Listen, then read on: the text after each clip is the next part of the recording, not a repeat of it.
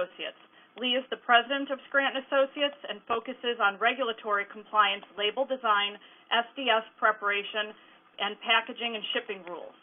Jill Cavano is the vice president, schedules production, and handles purchasing. Jill and Lee are both active in AWT. Jill serves on the Young Professionals Task Force, while Lee serves on the Legislative Regulatory Committee. Before Lee takes your questions about GHS, we'll show a short video. With that, we'll start the program.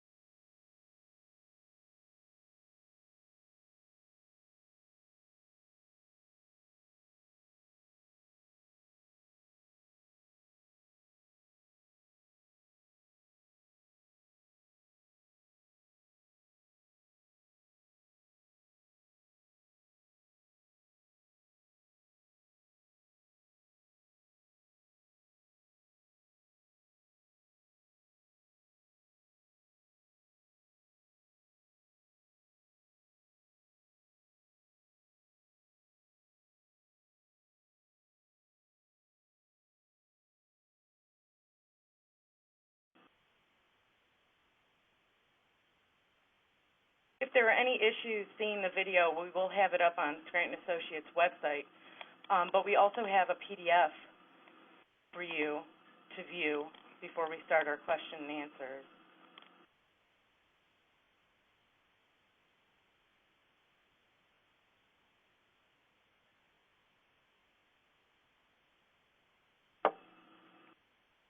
And everyone can hear us fine now?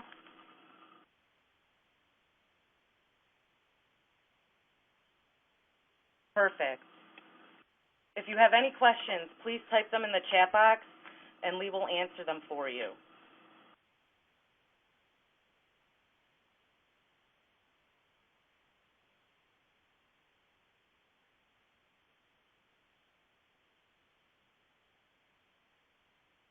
The PDF will also be available on Scranton's website later today as well.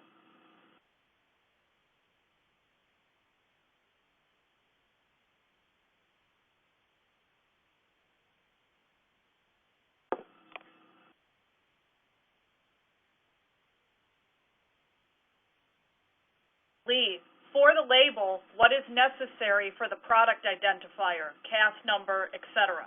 And also, do the label and pictures need color?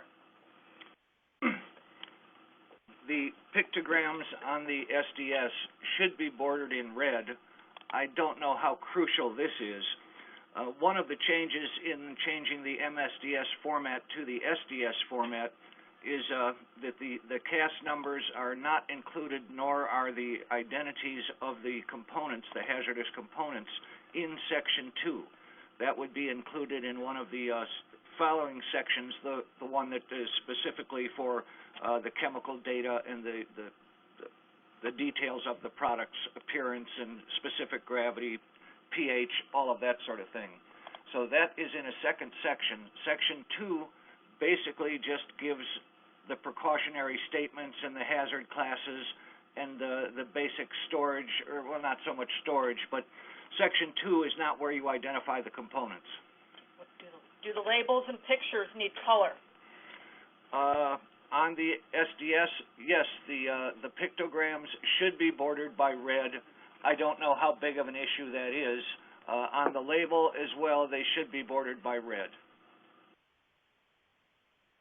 Can you put NFPA or HMIS items in Section 2? No. Can you state where I can find documentation on it? What you just answered. Oh, okay. The NFPA and HMIS information is helpful, and many people choose to include it. OSHA has ruled that does not fulfill its right-to-know requirements, but many end users use one of those systems for their own in-plant safety programs.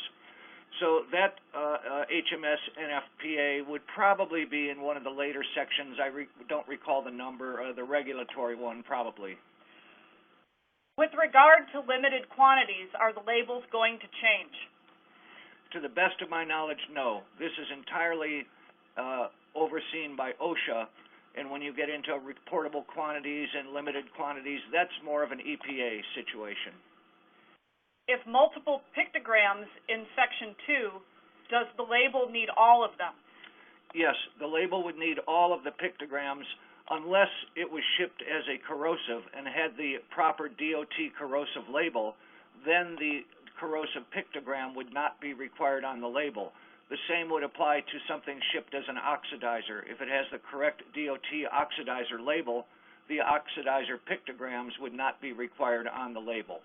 They would still, however, be required on the SDS.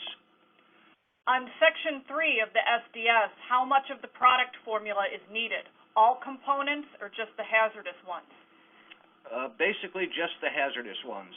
A number of products we've found are hazardous because of their pH.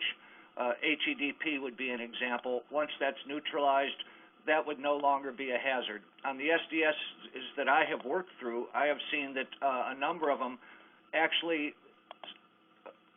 provide less identity ingredient for the ingredients than on many of the MSDSs that are out there.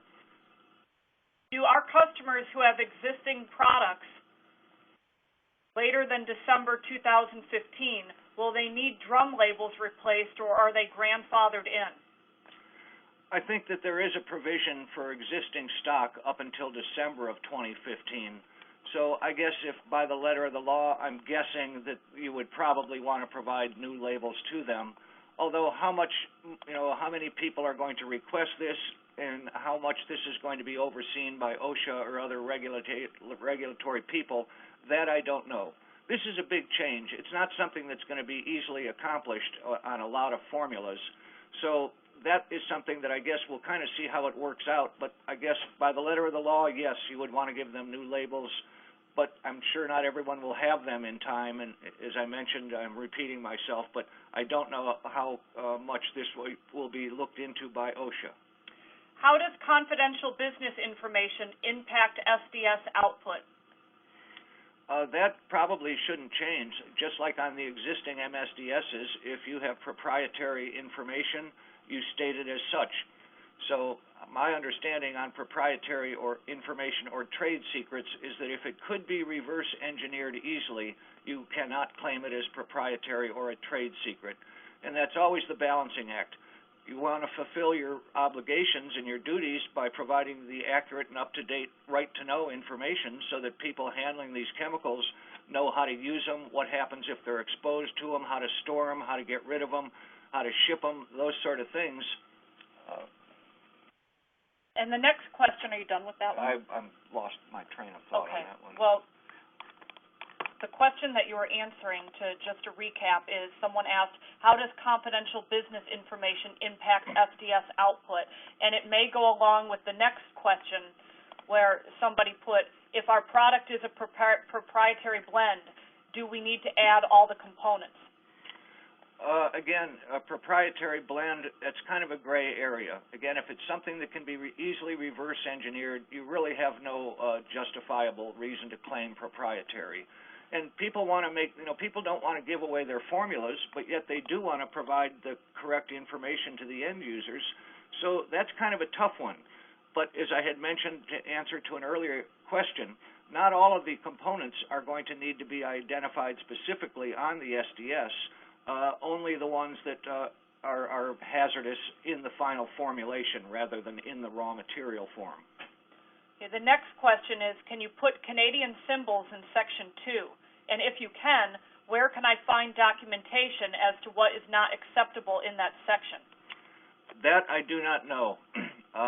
This is administered by OSHA, which is from the United States. I don't think OSHA has any authority in Canada. And Canada is one of the countries that has not yet adopted this global harmonization, and I don't know what their time frame for adoption is. Does non-regulated material need any changes? Yes. There are some changes that will be required. Sodium sulfite is a good example. There are some people who have allergic reactions to sodium sulfite. You see that on like wines that say contain sulfites. So that would then trigger one of the pictograms. And this is one of the problems with the labeling, is that there is going to be pictograms required on some products that ship as non-regulated. Some of the components like HPAA, hydroxyphosphonoacetic acid, the corrosion inhibitor, that does function as a sensitizer to some extent. So even if you have that in a formula where it's neutralized and it is not shipping as DOT regulated as a corrosive, you would still need to reflect that hazard in Section 2 and use the appropriate pictograms. EPA-regulated biocides are not required to follow SDS. Is this correct? I don't know. I know that the labels are still administered by the EPA, and SDS global harmonization should not change any of the United States EPA labels. I do not know for sure whether the SDSs would need to be changed for those products. Probably the biocide manufacturers would be the best ones to address that.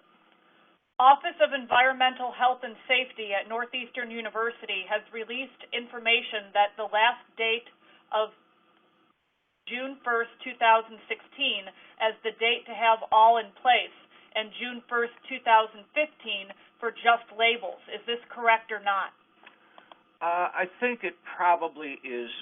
June 15th or June of 2015 would be for the labels and the SDSs. And while this has been around for a year or two, I think that there would be a time allowed. So I'm guessing that you're correct. I don't have any documentation for that. But as I had mentioned earlier, I don't know how much this is going to be enforced or on what timeline. The OSHA people have plenty to do as it is already. I don't see them spending a whole lot of time coming down hard on this, at least not initially. But as it pertains to our industry, yes, the SDSs and the labels, like Lee said, that goes into effect June 1st of this year. If a product is not classified as hazardous per the regulations, do the labels require any additional information, or can you continue to use the existing labels? I think I just had answered that on another question, but there are going to be some components like sodium sulfite or some corrosion inhibitors, and there's a few others, I'm sure, that while they're not regulated by DOT as a corrosive or a flammable or as an oxidizer, they do still have some health hazards which would require that pictograms be included in Section 2 of the SDS. EPA-regulated biocides are not required to follow the labeling requirements either? ? Correct. Biocides are overseen by EPA, not OSHA. And somebody wrote a comment pertaining to Canadian callers in, says, Canadian people, WHIMS will start being phased out starting June 2015 over a period of 3 years. WHIMIS SDS is separate from the GHS data sheet. Thank you for sending that. How does this affect reagents? That I don't know. I would imagine that many reagents, due to the small sizes, would probably ship with consumer exemptions. Just like if you go buy a Bic lighter, it doesn't have all of the flammable, all of the hazards. It doesn't have the DOT. It's a practical concern. The container is not big enough. Small containers of reagents would probably have the same consumer exemptions on the labeling. And then the reagent suppliers, however, probably would generate SDSs for those reagents. If you're making a batch tank to feed a cooling tower, can you put two products together in the tank? Do you place a copy of each label on the tank? That would depend on the compatibility of the products and whether there was any reaction between them. It probably would be a good idea to cover it, to just put the labels for each of them, assuming that they're put in at the same quantities. How long must an end user maintain SDS when the product is no longer in use? Don't recall off the top of my head, but of course the longer is better. I think it's maybe 5 years, but I'm not sure on that. I tend to keep everything forever.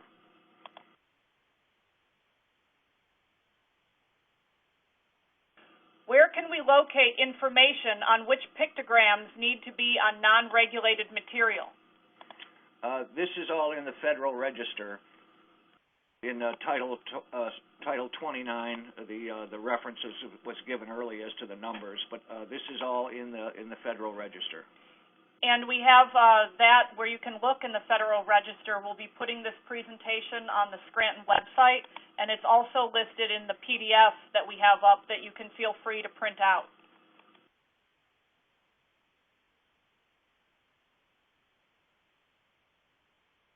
If you have to list ingredients, if you have to list the ingredients of your formula, do you have to list the percentage of each? No. Again, some of the ingredients, while they may be hazardous in their straight, neat form, as again like HEDP, once it's neutralized, is no longer going to be considered a hazard and would not have to be listed. And the percentages is generally a end-user-driven concern. Often on their right to know, their SARA reporting, they have to be aware of the quantities of different types of hazards that they have on their site. So they may need to know whether they need to consider the full drum of your product as a hazard or just the active components as a hazard. So OSHA does not require percents, but your customers may request that. the way most people handle it on the MSDSs would be the same as you could do it on an SDS, is you would give a range. If you have something in at 5%, you'd say like 1 to 10 or something like that. So you don't give it away entirely, but so that you kind of give them a range that they can work with. If a distributor receives products from a manufacturer prior to June 2015 and they still have them in their stock after December 2015, is the manufacturer required to provide compliant labels once the product has been sent to a distributor? I would imagine so, because there is that allowance that goes until December that allows existing stock and existing labeling to still be used in commerce. After that June deadline at the end of the year, I would imagine that the responsibility would be to provide new labels to the distributors. Again, I don't know how much this is going to be enforced, especially at the early stages.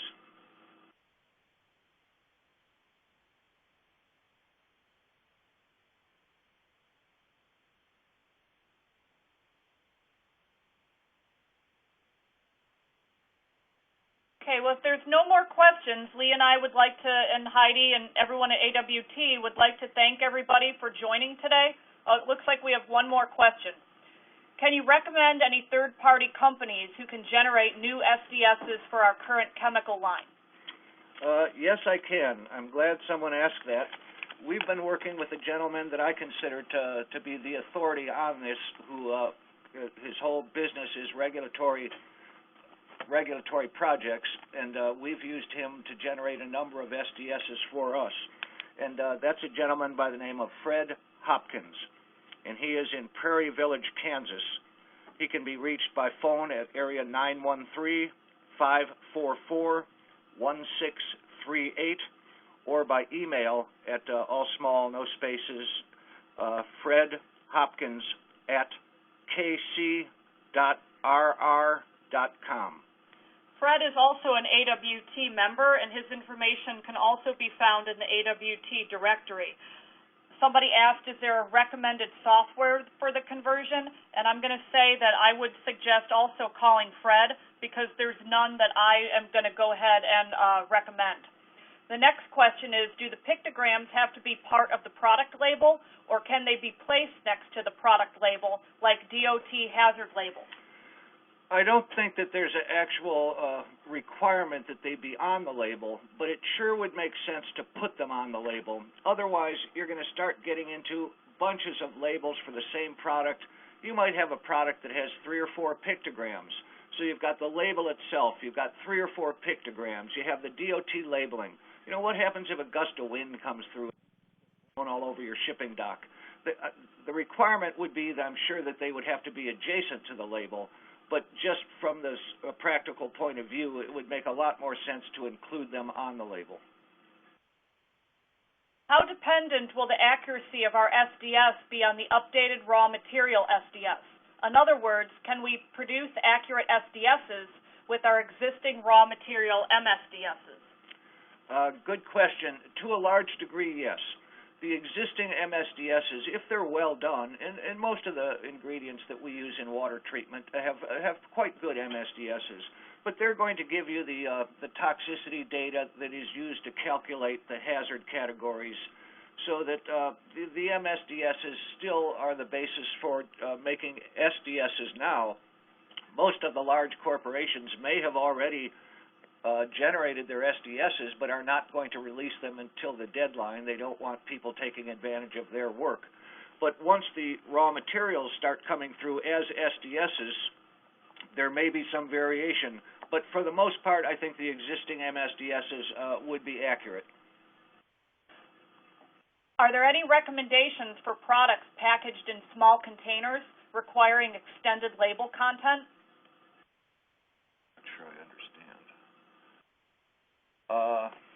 I'm not sure how small a container you may be looking at, but pretty much the labels are, if anything, are going to have to be bigger than they were before, and I'm sure that the type size would have to be legible, and the DOT labeling is specified their sizes, so that is an issue. The smallest containers that we generally deal with are 5-gallon pails, But if you get into gallon containers or something along that line, that is going to be a concern. You know, some of them may fall under a consumer exemption, but yes, you know, you can't make the type size so small that you can't read it just in order to be able to fit. So that could be an issue, and how big of an issue is going to depend on what size containers, I guess. With your experience, what size of label do you feel is the best size to fit everything needed with the new label requirements? That's going to vary. I always encouraged people to try and keep their labels onto an 8.5 by 11 in a black and white format. That way, this was before we had gotten so computerized, but that way you could make changes. You could do a whole lot on a copier just using the 8.5 by 11 size. Once you start including the DOT required labeling, it gets a little bit bigger. Maybe it goes to 8.5 by 14. Hopefully, they're not going to get too much bigger than that, but my feeling has always been to keep it simple, you know, to put the minimum on. You know, the law requires that the label now it's going to require that the label have the SDS Section 2, but it's going to have what the product is, whose product it is, and how to contact them, and probably a good general liability statement. And it's going to be a challenge to try and fit that onto labels that are of a size that is practical. Is there a standard size? There is not a standard size that I am aware of. Any restrictions on updating the SDS once we get more information from our raw material suppliers? I don't know. I know that Canada only considers MSDS as valid for 3 years. To the best of my knowledge, there is no expiration date for SDSs other than if the data on the raw material changes, then I think that you would have the same constraints that have always been in existence on the MSDS, like 30 days or 90 days or something like that.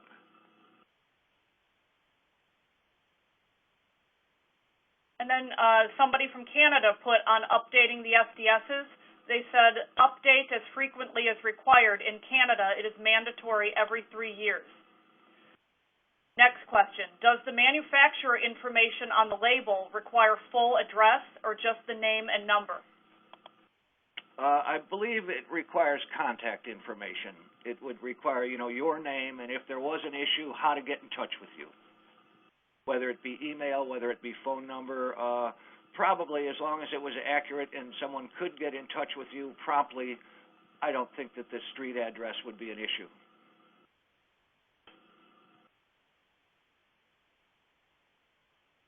Okay, I think.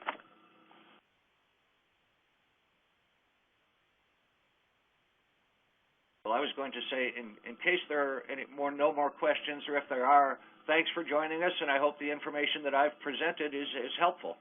And you can always feel free to get in touch with Jill and Lee Cavano at Scranton Associates. And again, all of this will be made available to you either on our website, or Heidi at AWT is also going to have this available for AWT members on their website. Thank you all for joining us today, and remember, participation is important, and hopefully we'll get some more participation at the Reg Committee in Nashville this year, and also for the Young Professionals Task Force. Thank you very much, everybody. Thank you. Bye.